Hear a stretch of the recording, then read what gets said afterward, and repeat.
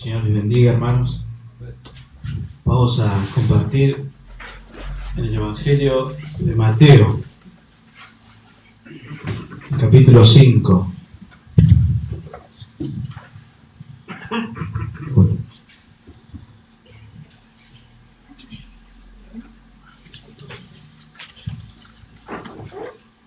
Mateo capítulo 5 y versículo 38.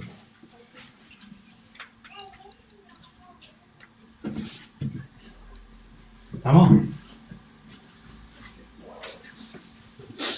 ¿Trajiste la Biblia, Felipe?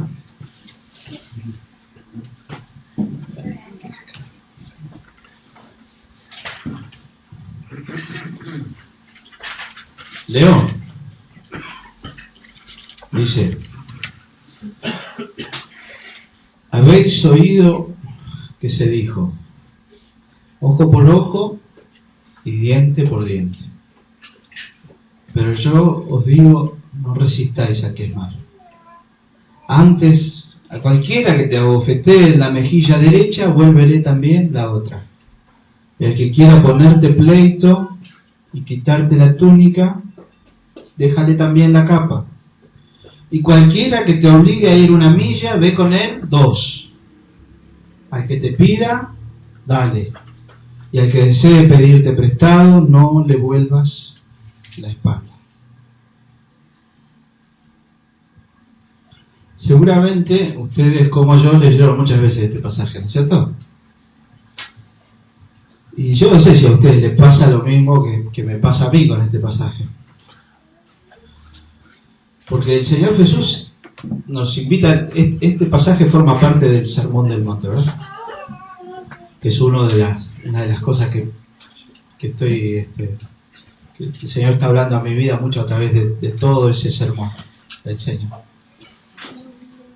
Y si nosotros miramos a Jesús, que nos muestra a esa viuda que da lo último de lo que tiene y ofrenda, y nos enseña con eso el ser generosos, bueno, no es fácil, pero uno espera eso del Evangelio.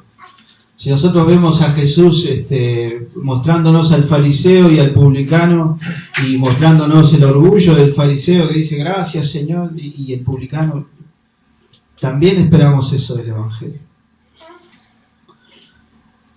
Ahora, cuando Jesús me pide esto, a cualquiera que te abofetee en la mejilla derecha, vuélvele también la otra, yo no sé si estoy para llegar hasta ahí. No sé si se entiende. Ser generoso, entiendo que el Evangelio, bueno, está bien. No ser orgulloso, está bien. La parábola del samaritano, ¿no? Aquel que si nosotros vemos a alguien en necesidad, ayudarlo. Entendemos que eso es el mensaje del Evangelio. Pero esto de, si te pegan en una mejilla, dale la otra. ¿Qué nosotros quisiéramos hacer? Si nos pegan en una mejilla, ¿qué queremos hacer? Devolver. ¿Sí? Arrancamos la cabeza si podemos. O sea, la reacción natural nuestra, ¿cuál es? Esa. Y para mí es difícil esto. O sea, todo el Evangelio es difícil. Todo lo que el Señor espera. Si ustedes miran todo el Sermón del Monte, el Sermón del Monte es... yo lo leo, he leído comentarios, lo leo en distintas versiones. El libro que me ha ayudado mucho a entenderlo se llama El Sermón del Monte, y es de un hermano llamado John Stott. El libro de él se llama El Sermón del Monte, la contracultura cristiana. O sea, cómo el cristiano vive al revés de lo que vive el mundo. ¿Sí? De eso se trata el Sermón del Monte. Cómo espera el Señor Jesús que nosotros seamos sus discípulos. Y entendemos que por ahí el mundo es egoísta y nosotros no. Entendemos que el mundo es orgulloso y nosotros no. Pero esto es difícil. Esto sería para mí, ¿no?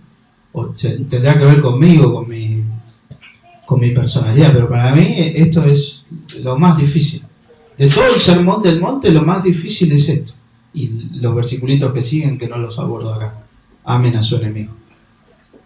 Esto es lo más difícil que nos pide el Señor.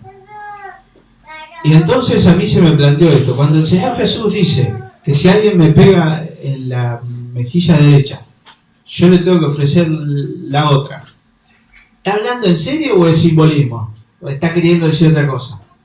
Porque a mí me encantaría que quiera decir otra cosa. Porque yo he escuchado un montón de enseñanzas y prédicas que explican todo esto y terminan suavizando la cosa. Nada, no es tan así. ¿Alguna vez les pasó escuchar una prédica sobre esto y que termine diciendo que no es tan así? ¿O entendemos literalmente que si te pegan en una mejilla tenés que ofrecer la otra? Yo escuché muchas veces sobre esto. Hola Gustavo, ¿cómo andas? Bueno, entonces me puse a leerlo. Leí este pasaje porque me llama mucho la atención, me mueve mucho, me cuestiona muchas cosas. Y empecé a buscar qué significaba en el contexto. El otro día estuvimos aprendiendo la importancia de mirar el contexto. ¿Cuál es el contexto? El Sermón del Monte. ¿Sí? Ahora bien, para entender este pasaje en particular tenemos que ir a una parte del Sermón del Monte que está un par de versículos más atrás, en el versículo 17. Jesús dice: no penséis que he venido para abolir la ley o los profetas. No he venido para abolir, sino para cumplir. Porque en verdad os digo que hasta que pasen el cielo y la tierra no se perderá ni la letra más pequeña, ni una tilde de la ley, hasta que todo se cumpla. Cualquiera pues que anule uno solo de estos mandamientos, aún de los más pequeños, y así lo enseña a otros, será llamado muy pequeño en el reino de los cielos. Pero cualquiera que los guarde y los enseñe, este será llamado grande en el reino de los cielos. Y acá está el versículo central. Porque os digo que si vuestra justicia no supera la de los escribas y fariseos, no entraréis en el reino de los cielos. Si nuestra justicia no es mayor que la de los escribas y de los fariseos, no vamos a entrar al reino de los cielos. Y nosotros sabemos, por lo que leemos en la Biblia, que los escribas y los fariseos eran muy estrictos. Tenían un montón de leyes y las cumplían todas, ¿sí o no? Sí, se enorgullecían de cumplirlas. Las habían contado, sabían cuántos preceptos, cuántos mandamientos, los cumplían todos. Incluso los habían interpretado, ¿no? Y se levantaban a la mañana y oraban de tal forma, y cuando iban a comer se lavaban tantas veces las manos, tenían todo un montón de mandamientos y lo obedecían. El Señor Jesús nos dice que nuestra justicia tiene que ser mayor que la de ellos. Y yo leo esto que dice el Señor: yo no he venido para abolir la ley de los profetas. Pero después Él dice: ustedes escucharon, ojo por ojo, diente por diente, pero yo les digo, si alguien te pega en una mejilla, dale la otra. No resistan a los malos, a las personas malas. ¿Cómo entendemos esto? Se está contradiciendo el Señor, porque está diciendo, primero dice que Él no vino a abolir la ley y los profetas, y ahora nos dice que no es como dice la ley, ojo por ojo y diente por diente, sino que si nos sacan un ojo tenemos que darle el otro. O sea, si nos pegan una mejilla, démosle la otra. Este pasajecito en particular del 38 y 42 forma parte de una serie de lo que los comentaristas llaman antítesis. Cosas a las que el Señor se opone. A lo que yo quiero que veamos es que el Señor no está oponiéndose a lo que la ley dice, sino a la forma en que los fariseos y los escribas habían interpretado la ley. Y la habían interpretado tergiversándola, cambiándole el sentido. ¿Ustedes escucharon alguna vez este mandamiento, ojo por ojo, diente por diente? Está en el Antiguo Testamento. En el Éxodo, en el Levítico. ¿Sí? No es un mandamiento, en realidad. Es una regulación. Diga. Diga, Marisa. Sí, es como una ley. Pero acá no es que si nosotros vamos al Antiguo Testamento y leemos dónde está ese pasaje, ojo por ojo, diente por diente, vamos a ver que era una ordenanza que está justo después de los 10 mandamientos de Éxodo 20, del 21 al 23, hay un montón de otros de regulaciones, ¿sí? ¿Y en qué contexto está dicho esto? Si alguien te hace algo, te lastima de una forma, este principio de ojo por ojo y diente por diente era el límite. Dos cosas a considerar. Primero, ¿quién ponía justicia?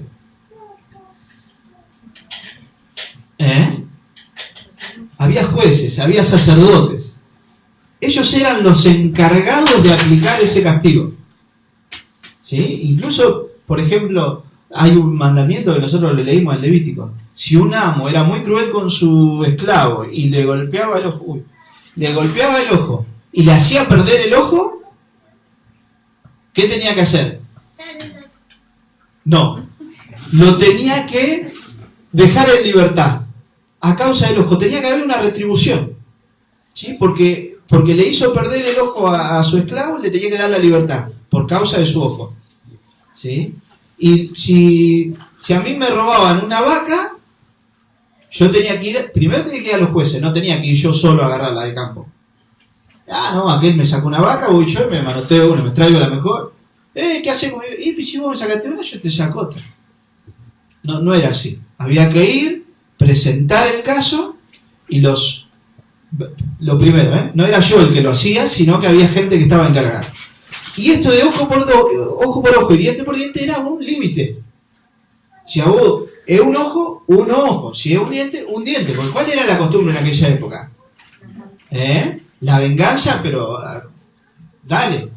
Si había habido, por ejemplo, mis siervos iban a un campo y se encontraban con los siervos de otro y se mezclaban las vacas, se armaba barullo y capaz que de una pedrada me mataban a un siervo mío y venían todos los míos y me decían, no, porque estuvimos allá, los vecinos mataron a tal. Bonito, vengan, vamos, ¿cuántos son? Agarremos la espada, vamos a matarlo. ¿A quién matamos? A todos, los matamos a todos, les prendemos fuego a la aldea, les robamos todos los animales, todos, vamos a destruirlos. Por uno solo que me habían matado, yo iba y me vengaba de la forma más cruenta posible. Así funcionaban los pueblos de la antigüedad, no Israel. Ahora, este mandato que en el Antiguo Testamento era una limitación, si un ojo, si un diente, después, con la práctica, se había hecho toda una convención social que respetaba un poco el espíritu de esto, pero la había cambiado. Si a vos te mataban un animal, no tenía que andar buscando el mismo animal, etcétera. Por ahí se acomodaba económicamente. Si un empleado iba a tu casa y se lastimaba y se quebraba un pie, pues se indemnizaba económicamente. No es que vos ibas a poner el pie y te ibas a martillar para quebrártelo. Se había buscado la forma de cumplir con eso. Ahora, los fariseos y los escribas habían transformado este versículo, este pasaje del Antiguo Testamento, lo habían llevado a lo contrario. La autorización para la venganza personal. Si ustedes miran todos los pasajes que están antes de este y después está el que sigue, hay uno más, estas antítesis, se las conoce así como antítesis. Antítesis es algo contrario, algo que se opone, ¿sí? Jesús dice, ustedes oyeron esto, pero yo les digo esto. Entonces, si uno lee así, sin mirar todo el resto, sin pensar en lo que dice el Antiguo Testamento, por ahí piensa, Jesús lo que está diciendo es que antes en la ley era así y ahora es así. Cambió todo. Y en realidad Jesús lo que está haciendo es interpretarnos la ley, mostrándonos lo que la ley quería enseñarnos a nosotros. Por eso Él dice, yo vine a cumplir con la ley, no a abrogarla. Yo no vengo a abolir la ley, sino lo que yo vengo a hacer es mostrarles realmente lo que la ley de Dios quiere decir. Y es central acá un verbo que usa, ¿no? Habéis oído que se dijo. No lo que está escrito. Cuando el Señor se enfrenta con Satanás que lo quiere tentar, ¿sí? Satanás le dice, te daré todos los reinos de la tierra si postrado me adorares. ¿Cómo responde el Señor? Escrito escrito está, al Señor tu Dios adorarás, solo a Él servirás. Escrito está, esto es la palabra de Dios. Pero Él no está citando la palabra de Dios acá. Está citando, o está diciendo, aquello que los escribas enseñaban.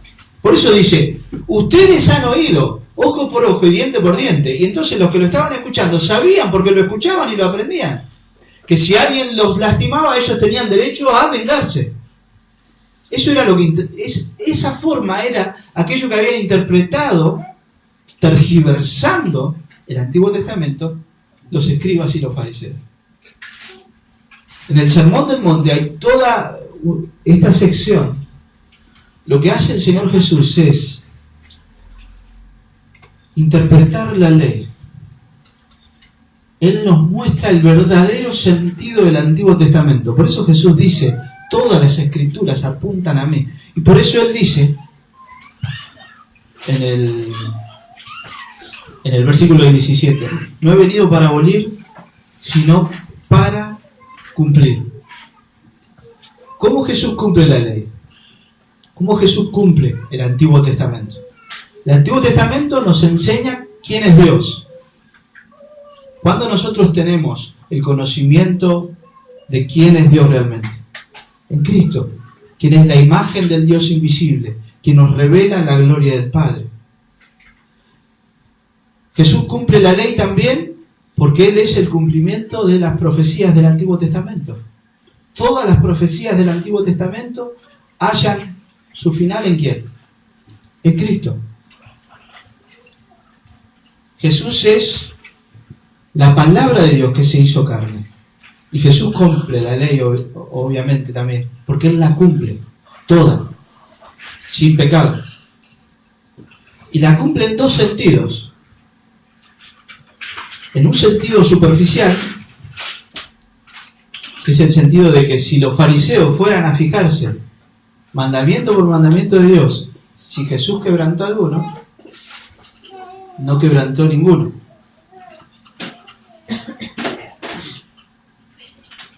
¿Quebró algún mandamiento Jesús de la ley?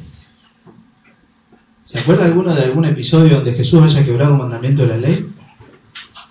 Y el de lavarse las manos, pero también está totalmente.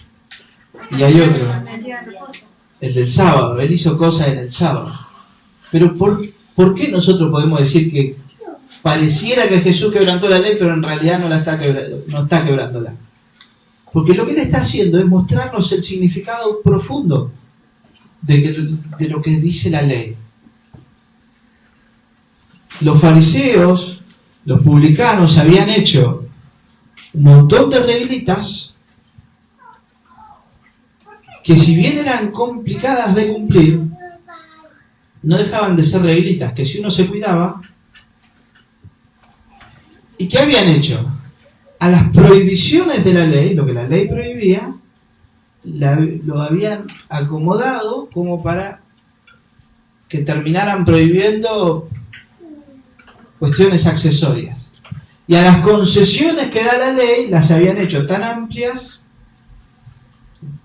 de alguna forma habían embarullado todo con sus tradiciones, como para terminar cambiando todo el sentido de la ley. Pero lo que Jesús nos dice, yo cumplí la ley. Por eso yo les digo, no resistan al que es malo. Antes, a cualquiera que te abofetee la mejilla derecha, vuélvele también la otra. Al que quiera ponerte pleito, quitar la túnica, déjale también la capa. Jesús está apuntando a lo que profundamente nos enseña la palabra de Dios. Jesús cumplió la ley en esa forma superficial y también en esa forma profunda, porque la ley apunta, a lo que Dios apunta es al corazón del hombre. Sí. Me gustaría tratar de que quede esto claro. No es que Jesús cambia ciertas reglitas por otras reglitas, porque si nosotros agarramos este pasaje, podemos ser también reglísticos, digamos, tratar de interpretarlo como si fueran reglas. Y entonces dice, a cualquiera que te abofetee en la mejilla derecha, vuélvele también la otra.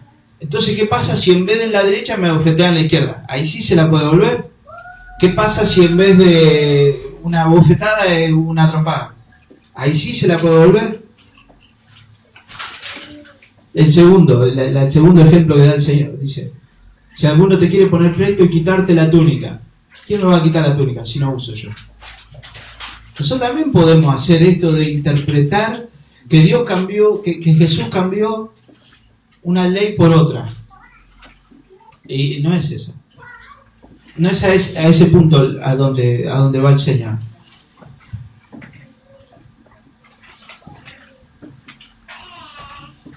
El Señor nos da el principio, que es no resistan al que es malo. Y después nos da 4 ejemplos. No quiero abundar en esto porque por ahí te han escuchado. Yo sí lo escuché varias veces. Primero, el primer ejemplo que él da es el de la bofetada en la mejilla. Que hoy por hoy, y en la antigüedad, que te abofetearan, era una forma de insultar. ¿Sí? Nosotros insultamos por ahí más oralmente. ¿Sí? Decimos, lastimamos con las palabras. En aquella época y hoy en día también, ¿sí? Si alguien te quiere ofender, te pega una cachetada. Y no tiene que ser fuerte. Una cachetada es el insulto. Hoy en Oriente, vos te peleas con un tipo y te pega una cachetada, sacás la espada y es para pelearse a muerte. Ya. Es una ofensa terrible. ¿Sí? A nosotros también, si hoy nos pegan una cachetada, ¿nos duele? Un poquito, la cachetada no duele tanto, pero ¿dónde duele? En el orgullo. Si te ofende, me está tomando el pelo, ¿no? ¿Sí o no? En esa época era considerado como una ofensa muy terrible. El otro ejemplo que da él. Si alguien quiere ponerte pleito y quitarte la túnica, déjale también la capa. ¿Sí? En aquella época, si vos le debías plata a alguien, si alguien te podían exigir una retribución y podía ser tu túnica. ¿Sí? Jesús les dice, ¿qué te piden? ¿La túnica? Obviamente está hablando de si alguien nos pone pleito injustamente. Si vos debes plata, tenés que pagarla, ¿no? Pero si alguien te hace pleito, te hace juicio, te lleva adelante injustamente y te quiere sacar la capa, dásela y dale la túnica, perdón. Dale la túnica y dale la capa también. En aquella época la capa era algo súper importante, con eso se dormía a la noche. Si alguien te debía plata y vos tomabas como una prenda, ¿sí? Por ejemplo, Bruno me pide plata prestada a mí, yo le pido como garantía algo, ¿no? Si yo tomaba como garantía su capa, si llegaba la noche y Bruno no me había pagado, yo se la tenía que devolver igual, porque con eso él dormía, con eso se tapaba, era mucho. Entonces Jesús nos dice, si alguien te pide algo, que por ahí tenés 2 túnicas, dale también lo que es importante y vital para vos. Cualquiera que te obligue a ir 1 milla, ve con el 2, dice el Señor. ¿Sí? Como cuando yo le digo a mi señora, acompañame a caminar. No. ¿A qué hace referencia esto? En la época del Antiguo Testamento y del Imperio Persa y Babilonio, etcétera, existían algo que eran los correos. ¿Sí? Y los correos, hoy nosotros tenemos combis, en aquella época por ahí a caballo, caminando, lo que sea. Y el correo tenía que llevar un mensaje importante. La gente no mandaba cartas en aquella época, eran mensajes de administradores, ¿no? Del gobernante de un lugar a otro, era muy importante. Entonces yo iba con el caballo y se me moría el caballo, se me reventaba el caballo, lo que sea. Y al costado mío iba cualquier otra persona, ¿no? A caballo. Yo, como correo oficial, tenía el derecho de decirle, dame tu caballo. ¿Cómo mi caballo? Sí, dame tu caballo, pues yo soy el correo y tengo derecho a usarlo tanta distancia. ¿Sí? Había una regulación de cuánta distancia, una ley. ¿Sí? Después en el Imperio Romano lo mismo pasaba con los soldados. Los soldados te podían obligar a cargar su mochila, por decirlo de alguna forma, todo lo que ellos llevaban. También había una ley. La ley era 1 milla. No sé cuánto era 1 milla. Como 3 kilómetros me parece. ¿Más? 4 kilómetros. Caminando es un trecho. y a llevarle toda la lanza, todo eso que llevaban los romanos. Vos, llevame la mochila 4 kilómetros. ¿Tenemos ganas nosotros? No. Jesús nos dice, llevásela 1 kilómetro, 4, llevásela 8. Hacé más de lo que te pide. Y lo último, al que te pida, dale. Al que desee pedirte prestado, no le vuelvas la espalda. Mira. Este es simple, para nuestra época se entiende igual. Si alguien nos pide, ¿qué tenemos que hacer? Darle. No ignorarlo. Y entonces, yo me hubiera gustado que al leer esto significara otra cosa. Que no significara lo que yo interpreto acá. Que hubiera un simbolismo que... ¿A dónde apunta el Señor con esto? Que cuando alguien nos quiere hacer algo malo, ¿cómo respondemos nosotros? Igual. ¿Cómo respondemos? Si alguien te ofende, ¿vos respondés con la ofensa? No. La soportás. Si alguien se quiere aprovechar de vos, ¿le hace una manganeta para que termine perdiendo él?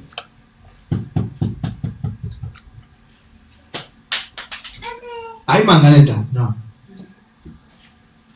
En nuestros ámbitos de trabajo uno puede hacer, en todos los ámbitos de trabajo. Si alguien te quiere perjudicar en tu trabajo de alguna forma, ¿vos qué hacés? ¿Preparás todo? Bruno, ¿preparás todo como para que cuando te quieran perjudicar pisen el palito y terminen ellos atrapados? ¿Se puede? ¿Espera eso el Señor de nosotros? No. Si alguien nos pide algo que no queremos, nosotros conocemos en todos lugares hay aprovechadores. ¿Sí o no? ¿Sí o no? ¿Cuál es la reacción? Este tipo me tiene cansada. Una vez me agarran de tonto, 2 veces no. Y sin embargo el Señor nos manda a hacer esto. Espera esto de nosotros. Y Él lo cumple. Él lo hace. Pero ¿dónde está el fondo de la cuestión? Digamos, lo que nosotros tenemos que entender acá es por qué el Señor nos pide esto. ¿Cuál es el principio que está detrás de esto? 2 cosas. Romanos 12:21 dice, después lo busco. 12:17. Nunca paguéis a nadie mal por mal. Respetad lo bueno delante de todos los hombres.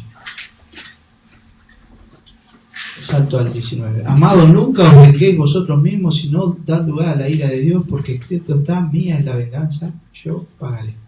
Pero si tu enemigo tiene hambre, dale de comer. Si tiene sed, dale de beber. Porque haciendo esto, carbones encendidos amontonará sobre su cabeza. No seas vencido por el mal, sino vence con el bien el mal. El Señor dice, aquel que es mi discípulo tiene un corazón distinto. Entonces, no importa si recibe el mal del otro. Un discípulo de Cristo siempre actúa movido por el amor y la misericordia. Nunca por un deseo de venganza. Nunca buscando represalia. Independientemente de lo que el otro nos haga. Porque puede ser a veces un chumerío, que alguien hable medio mal de nosotros. Carlito no sabe nada de tocar la guitarra. Es una pavada. No pasa nada. Pero si alguno empieza a decir cosas feas, terriblemente feas, la reacción de Carlito tiene que cambiar. Y no. ¿Puede él buscar venganza si la cosa es grave? ¿Cuándo nosotros podemos buscar venganza? ¿Hay alguna situación que justifique que nosotros busquemos venganza? No. ¿Qué le hicieron al Señor? Eso que él dice, si a alguno les pega una cachetada, ¿cuántas cachetadas le dieron? Un montón. Lo escupían, se burlaban de él. A ver, ¿dónde está el rey de los judíos? Decía, lo escupían. ¡Ay, el rey, vamos a ponerle una corona! Le pusieron una corona de espinas. Y en todo ese tiempo el Señor soportó. Y nunca buscó venganza. ¿Él podría haber tomado venganza, sí o no? Él dice, en algún momento, si yo quiero, llamo un ejército de ángeles. Es más, él sopla así, estoy diciendo pavada, ¿no? No lo hizo porque no está en su carácter. Se prende en fuego todo, Pilato, los soldados romanos, él hacía así, y la cruz se volvía en ceniza. Todos los soldados se les derretían las armas. ¿Vio como esas películas que uno ve que él lo podría haber hecho? Él podría, y no lo hizo. En todo su caminar, toda esa noche de la pasión, mientras yo leía esto, mirá cómo Jesús nos dio el ejemplo de esto. Él está preocupado por Pedro, porque sabe que Pedro lo va a negar. Está en la cruz y está preocupado por Juan y María. Y le dice a Juan, ahí tu madre. Está preocupado por el ladrón que está al lado. Y le dice, yo te aseguro que tú vas a estar conmigo en el paraíso. Está incluso él pensando en aquellos que lo están lastimando y crucificando. Padre, perdónalos, no saben lo que hacen.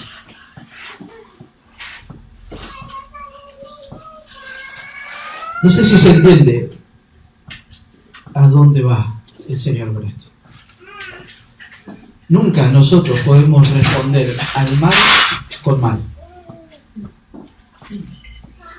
Si somos discípulos de Él,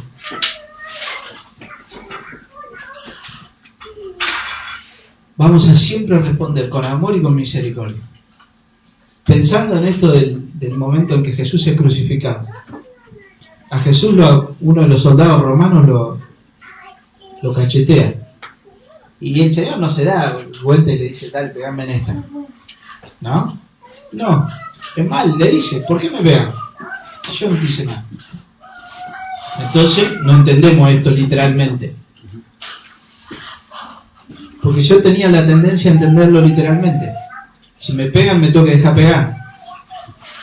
Si me quieren sacar, me tengo que dejar sacar lo que sea. Tampoco es eso lo que el Señor nos pide. Siempre el Señor nos pide que actuemos con amor. Pablo actuó con amor cuando enfrentó a Pedro. Y le dijo, ¿qué haces? Antes de que vinieran los judíos te juntaba con todo, y ahora que vinieron los judíos te escondés y comés con los judíos y no querés comer con los gentiles. ¿Y por qué lo confrontó? Por amor. Este pasaje tampoco es una excusa para que nosotros seamos pasivos. El discípulo que Jesús quiere con esto no es un discípulo que se deja hacer pasivamente cualquier cosa. ¿No? Es un discípulo que, sea lo que sea que haga, lo hace movido por el principio del amor. Esto dice así: dicho principio es el amor desinteresado de una persona que cuando se la injuria rehúsa darse satisfacción propia, tomando venganza, y que a cambio estudia el bienestar óptimo de la otra persona, de la sociedad, y determina sus reacciones conforme a ello. Ciertamente nunca devolverá un golpe devolviendo mal por mal, porque ha sido completamente liberado de la animosidad personal. En cambio, procurará devolver bien por mal, de modo que desea dar lo sumo, su cuerpo, su ropa, su servicio, su dinero, en tanto que estas dádivas se requieran por amor.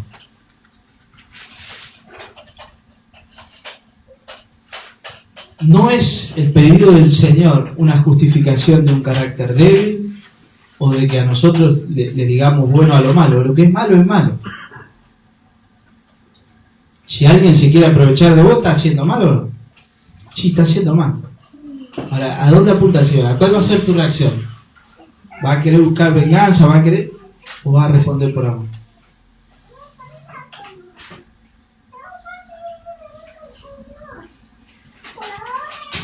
En todo este capítulo, en el pasaje del libro de Tod, donde aborda este sermón, él menciona a 3 personas que interpretaron este pasaje. Una es un escritor ruso que se llamaba Tolstoy, León Tolstoy. ¿Lo han escuchado nombrar? Él lo interpretó literalmente a este pasaje. Tolstoy dijo: si a mí me pegan, yo me tengo que quedar quietito. Si a mí me sacan, yo me tengo que quedar quietito. Porque si yo soy generoso, yo dejo que los otros agarren lo que yo tengo, se van a dar cuenta que yo tengo amor, entonces la gente va a cambiar. Tenía como una visión un poco ingenua de la cosa. ¿Sí? Porque a veces si nosotros permitimos que el otro se aproveche de nosotros, le estamos haciendo peor. No sé si se entiende lo que quiero decir. A veces no conviene dejar que el otro se aproveche. A veces, movidos por el amor, es conveniente decirle al otro. ¿Sí? Yo tengo a alguien que me pide plata, me pide plata, me pide plata, me pide plata. Y la primera vez le va a dar, la segunda vez le va a dar. Pero si vos siempre le das plata, siempre le das plata, siempre le das plata, y el tipo se acostumbra a vivir a costilla tuya, ¿cuándo va a crecer? Entonces, no es... ¿a dónde apunta Jesús? A la motivación del corazón. No es que vos le vas a decir, no, hermano, ya está, listo, ¿cuánto te voy a dar? Sino a que vos busques la forma de que el otro aprenda. Me estoy acordando ahora de Abraham Lincoln, el presidente de los Estados Unidos. Él tenía un hermano que le pedía plata todo el tiempo. Le pedía plata, le pedía plata, le pedía plata. Abraham Lincoln tenía plata, pero se cansó. Pero no que se cansó de que él, de que le sacaran plata a él, porque le pedía migaja al hermano, ¿sí? Comparado a lo que él podía llegar a tener. Pero un día agarró y le mandó una carta y le dijo: mirá, vos lo que tenés que aprender es que vos tenés una familia, tenés que ser responsable de tu familia, tenés que proveer para tu familia. Yo te voy a prestar todo lo que vos necesites, te voy a regalar lo que vos necesites. Vamos a hacer lo siguiente: vos necesitas aprender a trabajar vos, a mantenerte vos. Entonces, haz una cosa: el campo tuyo, que siempre lo tenés complicado, siempre tenés que andar pidiendo plata prestada, porque alquilalo. Conseguiste un laburo. Por cada dólar que vos ganes, yo te voy a regalar otro. Te voy a regalar, no te voy a prestar. Entonces, si el tipo ganaba $50, ¿cuánto le regalaba a Abraham? ¿Qué ganaba el hermano? Ganaba los $50 que le regalaba el hermano, pero también ganaba la dignidad del trabajo, el aprender a proveer para su familia. Ahí Abraham Lincoln actuó por amor, negándose a darle plata al hermano. Pero se entiende a dónde está la cuestión, cuál es la intencionalidad del corazón. Sea lo que sea que nosotros hagamos, hagámoslo por amor. Otro ejemplo que da Stott es Gandhi. Que Gandhi aprendió de Tolstoy. Leyó los libros de Tolstoy sobre el Sermón del Monte. Tolstoy tiene un libro sobre el Sermón del Monte. Y él practicó aquello que llamó la resistencia pacífica. ¿Sí? ¿Conocen la historia de Gandhi? Él también, como no era cristiano, tenía un concepto demasiado ingenuo del hombre. Si nosotros pensamos que le permitimos al otro que se aproveche de nosotros todo el tiempo y que de esa forma va a mejorar el otro, somos ingenuos. ¿Sí? Somos ingenuos, porque lo que nos sale naturalmente, así como al otro le sale lo malo, a nosotros también nos sale lo malo. Cuando alguien nos hace mal, naturalmente, ¿qué nos sale? Desearle el mal al otro. ¿Sí? Ser egoísta y decir nada. Ahora, ¿cuál es la motivación de nuestro corazón? Y esto pone como ejemplo muy de nuestra época y como alguien que realmente aprendió el corazón de esto, a un pastor que se llama Martin Luther King. Martin Luther King fue un negro que vivió, un pastor bautista negro, vivió en los Estados Unidos en el siglo pasado, en una época donde cuando vos te subías a un colectivo, la mitad de adelante era para los blancos, la mitad de atrás para los negros. Si la mitad de atrás estaba llena y en la mitad de adelante había 2 personas sentadas, vos igual amontonaste con los negros atrás. Cuando había restaurantes para blancos y para negros, había baños para blancos y para negros. Los negros no podían ir a la escuela, o por lo menos no podían ir a las mismas escuelas que los blancos. En su época empezó a surgir todo ese cambio. Él fue el líder de ese cambio. Un tipo que había sufrido la discriminación por ser negro. Y en aquella época, incluso en los seminarios cristianos, había seminarios para blancos y seminarios para negros. Iglesias para blancos. Iglesias para blancos y negros. Iglesias. El otro día se cumplieron 50 años de algo esto y yo leía un artículo de un pastor negro que pasó por una iglesia y él se acordaba de cuando era chico esa iglesia era solo para blancos y él no podía entrar. Y hoy era una congregación donde había negro, blanco, español, cualquier cosa. Bueno, el resultado es, hoy Estados Unidos tuvo hace poquito un presidente negro. Sigue siendo un país que discrimina a los negros. Pero muchas cosas cambiaron. Y cambiaron porque Martin Luther King aprendió a poner la otra mejilla. Poner la otra mejilla significa no dejarse golpear por la injusticia, pelear contra la injusticia, pero pelear desde el amor. Nunca desde la represalia, nunca desde la venganza. A veces, terminás mal igual. Jesús terminó en la cruz. Resucitó, era necesario, etc. Martin Luther King lo mataron. Cambió la historia, pero lo mataron.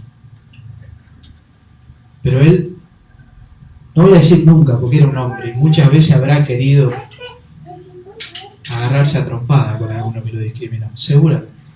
Pero él entendió lo que el Evangelio decía, entendió lo que era poner la otra mejilla, y él luchó por la libertad de sus hermanos negros, por la igualdad, y nunca desde el odio.